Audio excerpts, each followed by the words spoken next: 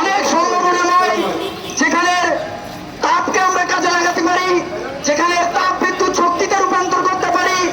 আমরা আমাদের যে নদী রয়েছে, সমুদ্র রয়েছে, বাতাস রয়েছে, সবগুলোকেই কিন্তু যদি ভালোভাবে ব্যবহার করতে পারি তাহলে সেই ব্যবহারযোগ্য যে নবায়নযোগ্য জ্বালানি আমরা পাবো সেটিও কিন্তু কম নয়। কিন্তু আমরা সেদিকে অগ্রসর না হয়ে যে বিশ্ব মোড়রা রয়েছে তাদের পকেট ভরার জন্য তারা বাংলাদেশকে এনার্জির হাব বানায়, তারা বিভিন্ন তাপ ও বিদ্যুৎ কেন্দ্র তৈরি করে বাংলাদেশ সেগুলোকে এগ্রি করে আসছে। আমরা চাই না নতুন করে কোনো তাপ ও বিদ্যুৎ কেন্দ্র যেটা জীবাশ্ম জ্বালানি নির্ভর সেটি স্থাপন করা হোক বাংলাদেশে। এবং নির্বাচিত সরকার যে প্রতিশ্রুতি দিয়েছেন সেই প্রতিশ্রুতি অনুযায়ী যদি নবায়নযোগ্য জ্বালানিতে ফিরে আসতে পারে তাহলে আমরা বাংলাদেশের যে সাধারণ মানুষ রয়েছে তারা অনেকাংশেই উপকৃত হবে।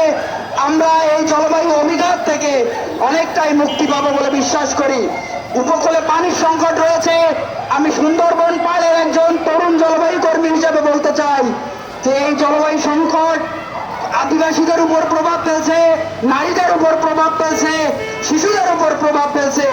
তাই এটি আর কোনো বইয়ের পৃষ্ঠায় লেখা কোনো গাল গল্প নয় কিংবা কানে শোনা কোনো বিষয় নয়, এটি একেবারে বাস্তব। এটি পরিলক্ষিত হচ্ছে সবার জীবনে, সবার ব্যক্তিগত থেকে রাজনৈতিক কিংবা ভৌগোলিকভাবে সবাই ভুক্তভোগী আমরা।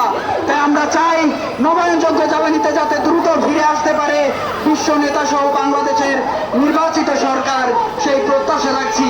ধন্যবাদ সবাইকে।